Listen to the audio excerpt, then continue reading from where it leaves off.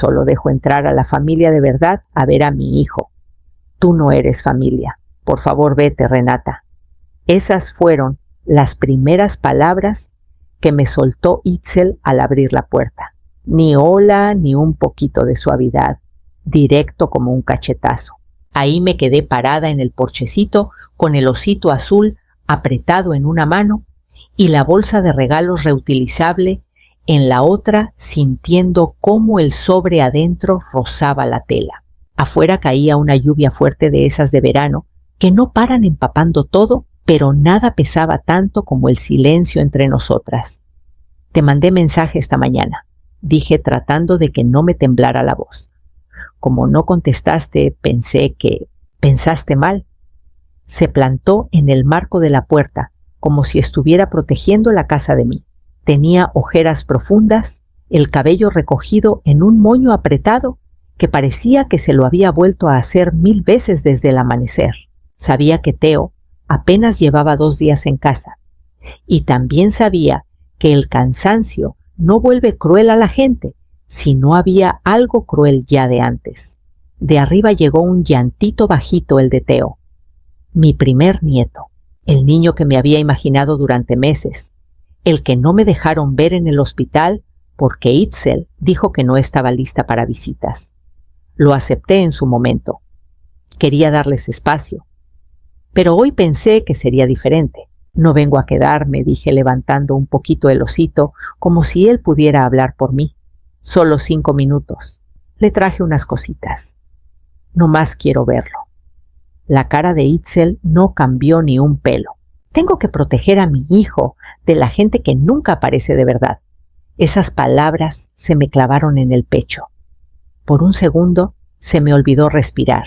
Todo lo que había hecho, calladita los depósitos al fondo de la boda, el dinero que les completó el enganche de la casa, las cuentas de luz y agua que les pagué sin que se enteraran, me pasaron por la cabeza como fotos de otra vida. Tragué saliva. Itzel, soy su abuela. El ADN no te hace familia, dijo. Lo que hace familia es estar ahí siempre. Y tú nunca has estado constante con nosotros. Sentí que la verdad se me enredaba en la lengua, imposible de explicar en el umbral de una puerta. La lluvia pegaba fría en la espalda, empujándome a irme o a soltar todo. Me quedé quieta, atrapada entre las dos cosas, y entendí que esta plática no iba a terminar con 5 minutos tranquilos y un vistazo al bebé. Iba a terminar con el momento en que todo entre nosotras cambió y con la decisión de qué iba a hacer yo después. Itzel no me dio ni chance de reponerme antes de que empezaran los reclamos afilados y rápidos como si los hubiera ensayado. Los papás de todos ayudaron con la boda, dijo cruzando los brazos bien fuerte. Pero tú nomás llegaste, comiste y te fuiste. Renato y yo tuvimos que cubrir todo. No es justo, contesté bajito. Vivía de mi pensión. Se los dije. Siempre tienes una excusa, me cortó. Igual que cuando nos faltó para el enganche. Les dimos indirectas, nos estresamos, casi les rogamos. Y ni un dedo moviste. Me dolió porque sabía la verdad que nunca les conté. Había movido más que un dedo. Había cargado un préstamo que todavía no sabían que existía. Pero me quedé callada como siempre. Y cuando íbamos atrasados con las cuentas, siguió nos las arreglamos solos. Pero tú sí tenías lana para tus viajecitos. Parpadeé. Ese fin de semana a la Sierra Itzel. Eso me costó menos que una cena fuera. Ahorré meses para ir. Soltó una risa sin gracia. No hablo de cuánto costó Renata. Hablo de prioridades. De arriba bajó otro llantito de Theo finito pero insistente. Al ratito apareció Renato a medias en la escalera con el bebé en el hombro. Se congeló al oír la tensión. Itzel ni lo miró. Estaba clavada en mí. Tus llamadas semanales, dijo, son 5 minutos de cómo está el clima y puras pláticas de superficie. Cada vez que intento contarte algo de verdad, de repente tienes que colgar o cambias el tema. Abrí la boca y la volví a cerrar. Sabía por qué eran cortas esas llamadas 15 minutos entre turno y turno, ratitos robados en las noches muertas de cansancio. Pero explicarlo ahora se sentía inútil. Renato acomodó a Theo en sus brazos. «Tal vez hoy no es buen día, mamá», murmuró bajito, inseguro. No me defendió. No contradijo la versión de Itzel. Solo se quedó ahí atrás y el espacio entre nosotros se hizo más grande de una forma que me dolió en el alma. Itzel respiró hondo. El ADN no hace familia. La seguridad sí. Estar ahí sí. Y no voy a dejar que mi hijo crezca cerca de alguien que nunca ha estado de verdad. Sus palabras se quedaron flotando en la puerta y supe que lo que viniera después iba a cambiar más que esta mañana. Por un momento, la casa, el porche hasta el aire se quedaron suspendidos. Algo dentro de mí, no enojo, no tristeza, simplemente se apagó. Dejé de defenderme, dejé de querer que Itzel me viera. Había una paz rara en eso, en aceptar que las palabras nunca iban a desatar lo que años de silencio y suposiciones habían enredado. Gracias, Itzel, dije con la voz firme, de una forma que ni yo entendía del todo. Hoy has sido muy sincera y agradezco saber exactamente dónde estoy parada en tu casa. Vi cómo Renato se tensó un poquito en la escalera, un respingo casi invisible. Él sabía lo que significaba. Sabía que no solo me estaba echando para atrás de la puerta, me estaba echando para atrás de años de tratar de encajar en la forma que les convenía. Itzel parpadeó sin saber si mi calma era derrota o desafío. Antes de que pudiera procesarlo, levanté el osito y la bolsa. «Esto es para Theo», dije bajito, «de parte de la abuela que no sabe qué tiene». Por primera vez, esa mañana dudó. No estiró las manos de inmediato. Algo cruzó su cara, duda tal vez, o el presentimiento de que había cruzado una línea, pero desapareció rápido. Tomó las cosas con un movimiento seco, las dejó justo adentro como si quemaran. Miré otra vez a la escalera. Renato y yo nos cruzamos la mirada un segundo. Años de preocupaciones calladas, malentendidos, pláticas a medias. Todo se asentó entre nosotros como polvo después de un portazo. Una cosa más, dije volviendo a ver a Itzel. «Revisa tu celular pronto. Te mandé algo importante». Frunció el ceño, pero no le di más explicación. Me di la vuelta, caminé por el caminito bajo la lluvia hasta mi carro viejo y me subí. Las manos me temblaban cuando agarré el volante. Respiré hondo y miré mi celular. El correo y el mensaje programados enviados a los dos ya habían salido. El nombre del archivo brillaba en la pantalla antes de que decidan quién soy. Atrás, mientras encendía el motor, vi cómo Renato metía la mano al bolsillo al primer zumbido del mensaje, aunque todavía no lo abría. Adentro de la casa, cuando la puerta se cerró, me imagino el silencio cayendo pesado. Después, supe que Itzel se dejó caer contra la madera todavía agarrando el osito azul, como si de repente pesara más de lo que esperaba.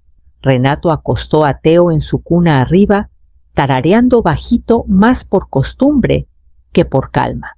Cuando bajó, encontró a Itzel parada en la entrada mirando el celular como si la hubiera traicionado. «¿Qué acaba de pasar?», preguntó en voz baja con cuidado. Itzel no contestó. Solo le puso la pantalla enfrente con el dedo sobre el archivo que le mandé. La misma notificación estaba en el celular de él sin abrir. Después de un segundo, lo tocó. El PDF se cargó entre los dos. La primera página era fría: transferencias bancarias en filas ordenadas. Fondo para la boda Holt Linwood, $150,000. Cuenta para el enganche de la casa de Renato e Itzel, $80,000. Servicios atrasados, $12,000. Pagados. Renato se acercó parpadeando. «¿Qué es esto?». Itzel no dijo nada. Siguió bajando. Luego venían los estados de cuenta del seguro médico, pagos mensuales, cada uno marcado. pagado por R. Holt. Recibos de una bodega de almacenaje, todo a mi nombre, guardando los muebles que no les cupieron cuando se mudaron al departamento después de la boda. Nunca preguntaron qué pasó con esas cosas. Nomás asumieron que alguien los tenía guardados. Después apareció el contrato del préstamo personal del 2020. Itzel soltó un jadeo suave al ver la cantidad. La mano de Renato se apretó en el respaldo de la silla. Unas páginas más adelante venía mi carta escrita a mano y escaneada. Escribí sobre cómo crecí en una casa donde el dinero nunca se hablaba directo, donde el amor se medía en esfuerzo, no en explicaciones. Escribí que no quería que mi ayuda se sintiera como una cadena. Escribí sobre los turnos de limpieza de oficinas de noche, sobre manejar para desconocidos antes del amanecer, sobre llamarles en breaks de 10 minutos para no perder el hilo de sus vidas. Esas llamadas que Itzel decía superficiales eran ratitos que yo me robaba entre el cansancio y la siguiente obligación. Renato se puso pálido.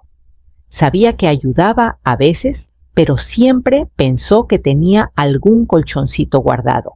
Nunca preguntó qué dejaba yo de lado para hacerles lugar. La respiración de Itzel se hizo irregular mientras conectaba cada depósito al azar, cada rescate, a tiempo con la mujer que había echado en la puerta y con la decisión que los dos tendrían que tomar ahora. Sabía exactamente qué estaban leyendo mientras pasaban las páginas. Lo había escrito todo de un jalón en la mesa de la cocina. La pluma se detenía solo cuando llegaba a las partes que nunca había dicho en voz alta. En la siguiente sección puse los números claritos, nada dramático, nada exagerado, solo totales. Cálculos aproximados de 5 años de transferencias primas, de seguro, renta de bodega, pagos de préstamo. Abajo una línea sencilla con mi ingreso mensual, que cualquiera con 2 dedos de frente veía que nunca debió estirarse tanto como yo lo forcé. Expliqué que me quedé callada porque creía que la ayuda debía sentirse como amor, no como favor con intereses. Que nunca quise que se preocuparan o se sintieran en deuda o pensaran que tenían que pagar lo que di de corazón. Escribí que ahora entendía cómo el silencio que quise que fuera bondad podía confundirse con distancia. Luego vino la parte donde el tono cambiaba la que sabía que iba a pegar más fuerte. Le dije a Itzel que aceptaba su decisión de no verme como familia. No lo discutí ni lo suavicé. Solo lo reconocí. Y por eso escribí, ya no iba a ser la red de seguridad invisible, esa que solo importa cuando atrapa en silencio. A partir de ya cancelaría todos los pagos automáticos que tenía puestos para ellos, el seguro médico, la bodega, las transferencias de emergencia que habían tapado huecos que ni se daban cuenta que estaban ahí. Aclaré que no era castigo. No estaba enojada porque se apoyaran en algo que no sabían que existía. Pero ya no podía dar de formas que me borraran a mí en el proceso. Era cuidarme nada más. Al final de la carta puse un postdata breve. El osito azul. Escribí, tiene un zipper escondido en la costura. Adentro hay $10,000 en efectivo. Es el último regalo que pienso dar. Me imaginé a Itzel en el piso del pasillo cuando leyera eso y después Renato me confirmó que lo había clavado. Se dejó caer donde estaban las hojas impresas, ablandándose bajo sus rodillas. Renato se quedó cerca, con la vergüenza subiéndole, mientras recordaba cómo se quedó medio escondido en la escalera mientras su esposa me echaba la bronca sola. Había escrito esa carta desde el día que me negaron ver a mi nieto en el hospital, siempre esperando no tener que usarla nunca. Esa noche, cuando Teo se durmió y la casa quedó oscura, Renato intentó llamar. Lo dejé sonar. Dejó un voicemail corto, tartamudo, inseguro, agradeciéndome, pidiéndome perdón, sin prometer nada, sin pedir nada, y esperando en el silencio que siguiera a ver qué pasaba. Durante la semana que siguió mi celular se volvió inquieto, se prendía, vibraba contra la mesa, se llenaba de llamadas perdidas y mensajes sin escuchar, algunos de Itzel, algunos de Renato. Sus nombres aparecían tanto que la pantalla se sentía abarrotada. Los mensajes de Itzel se hicieron más largos cada día, la voz se le quebraba donde intentaba mantenerla firme. Se disculpaba por la puerta, por las palabras que me aventó, por las suposiciones que convirtió en verdades. Hablaba de vergüenza, miedo, cansancio, y de cómo su enojo había caído en la única persona que había amortiguado en silencio las partes más duras de su vida. Cada mensaje nuevo sonaba un poquito más desesperado, pidiéndome que no la cerrara del todo. Los de Renato eran más cortos, pero cada oración pesaba más. Admitía que había evadido todas las pláticas difíciles que debió tener conmigo, con Itzel, consigo mismo. Confesó que había visto cómo crecía la tensión entre dos mujeres que quería, y se dijo que mantener la paz era quedarse callado cuando en realidad solo dejó que el daño se hiciera más grande. Y reconoció lo que nunca quiso ver, que sabía solo pedacitos de mis sacrificios, y eligió no mirar de cerca los huecos. A veces los escuchaba, a veces no. Muchas veces abría un mensaje, leía 3 líneas y ponía el celular boca abajo hasta que el silencio del departamento me envolvía otra vez. No estaba enojada tanto como vacía. Por años había entrado en roles pacificadora, ayudante, solucionadora, sin que nadie me preguntara si tenía fuerzas para eso. Y ahora, cuando la verdad por fin estaba a la vista entre todos, me sentía demasiado cansada para correr a arreglar su culpa. Aún así, saber que Renato estaba tomando responsabilidad abrió una grietita en mi decisión. Al menos mi hijo no estaba ciego. Al menos estaba intentando acercarse en vez de alejarse. Una noche apagué el celular antes de dormir. El silencio que siguió fue más limpio de lo que esperaba. Dormí profundo sin esa tensión de fondo que ya era costumbre. En los días que siguieron, cociné cenas sencillas.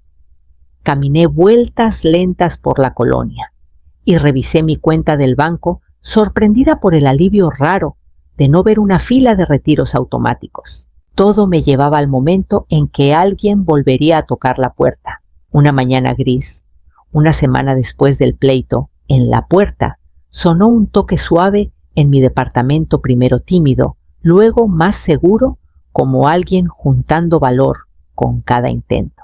Dudé antes de mirar por la mirilla. Ahí estaba Itzel con Teo, envuelto en una cobijita azul. Renato detrás, con la bolsa de pañales al hombro, los hombros rectos, como si hubiera practicado pararse así. Sentí que se me cortaba el aire, no de sorpresa, sino por el peso de todo lo que traían invisible.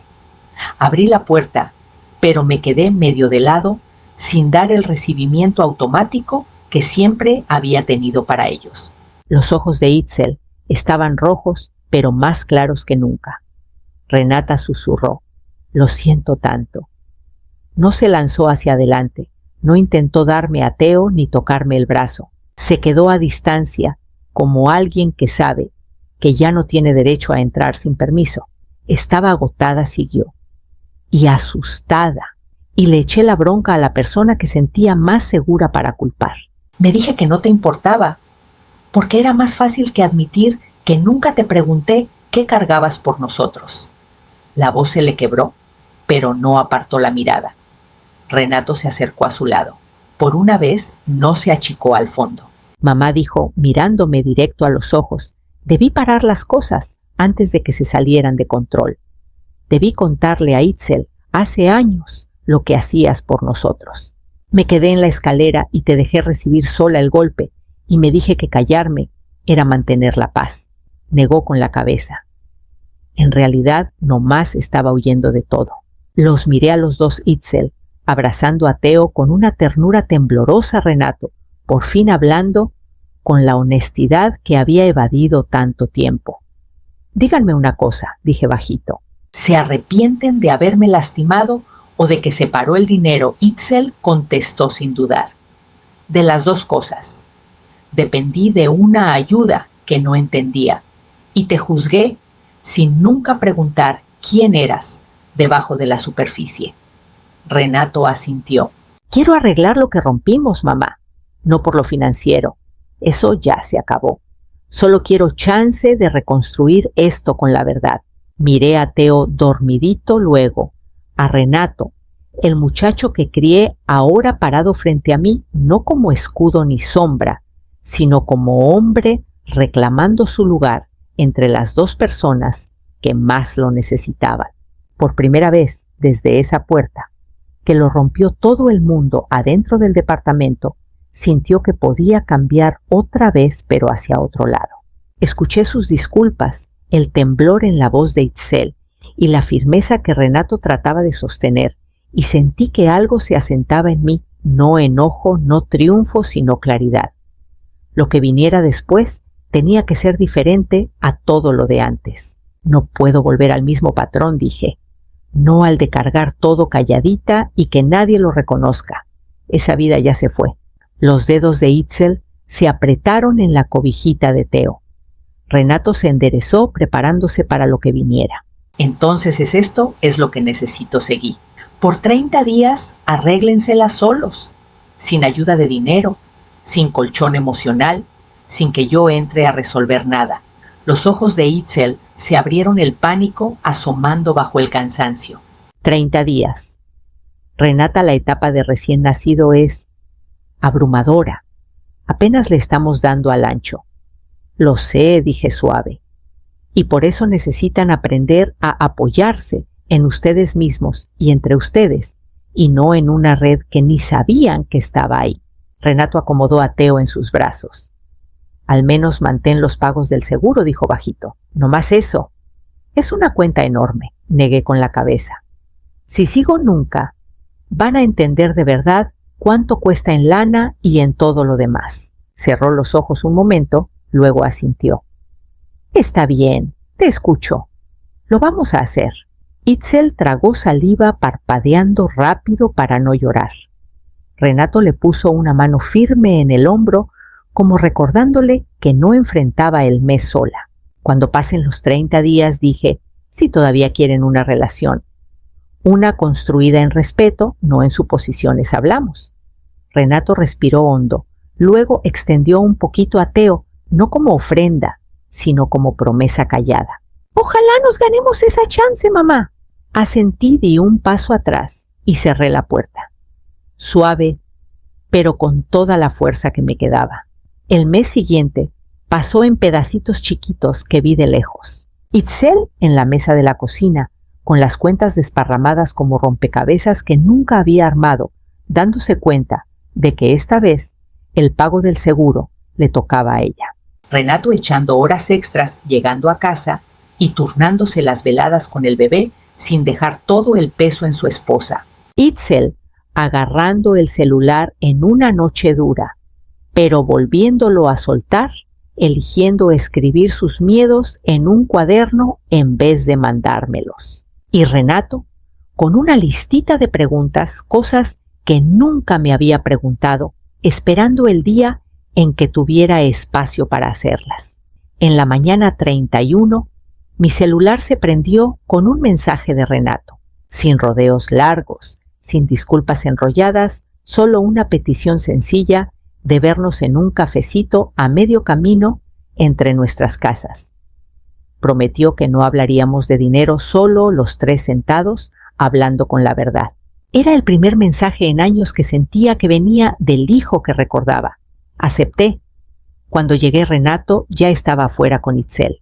Se veía nervioso, pero seguro. Itzel, abrazando una carpeta de papeles contra el pecho, me dio un asentimiento chiquito y firme, una disculpa antes de cualquier palabra.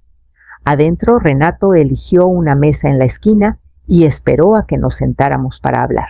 Estoy aquí para escuchar, dijo, y para ayudar a que platiquemos, no para esconderme entre ustedes nunca más. Era lo más directo que le había oído decir en un momento así. Itzel carraspeó. Se disculpó otra vez, esta vez sin excusas, sin el escudo del cansancio o el miedo. Habló despacio, reconociendo que había confundido mi silencio con indiferencia y mi ayuda con ausencia. La voz se le quebró, pero cada palabra era suya por completo. Renato agregó su verdad. Les contó a ella y a mí de momentos que recordaba de años atrás, pedacitos de cosas que yo había hecho y que entonces no entendió, pero ahora veía claro. Nos dijo cómo el último mes lo obligó a mirarse partes de sí mismo que había ignorado la costumbre de hacerse a un lado, la idea de que callado era paz, la comodidad de dejar que otros cargaran lo emocional. Cuando terminaron, me encontré hablando como nunca antes. Les conté de los turnos nocturnos de las noches limpiando oficinas hasta que me dolían las manos de las mañanas manejando para desconocidos por la ciudad. Les conté del miedo a convertirme en carga y del miedo más callado de nunca haber sido suficiente, nunca presente de la forma correcta, nunca fuerte como ellos necesitaban. No resolvimos todo en esa mesa, pero acordamos algo sólido. No iba a ser una cuenta bancaria invisible. Cualquier ayuda que diera se hablaría y se elegiría, no se asumiría. Y ser parte de la vida de Teo estaría basado en respeto, no en culpa. Meses después, los tres estábamos en mi sala. Yo tenía a Teo en brazos, mientras Aitzel andaba por la cocina preparando algo sencillo, preguntándome si necesitaba algo. Renato sentado entre las dos piezas, platicando de su día en el trabajo, mirándonos a cada rato con una tranquilidad que antes era imposible. Y entonces entendí que lo que habíamos reconstruido no era perfecto, pero era honesto, y por primera vez en mucho tiempo eso bastaba.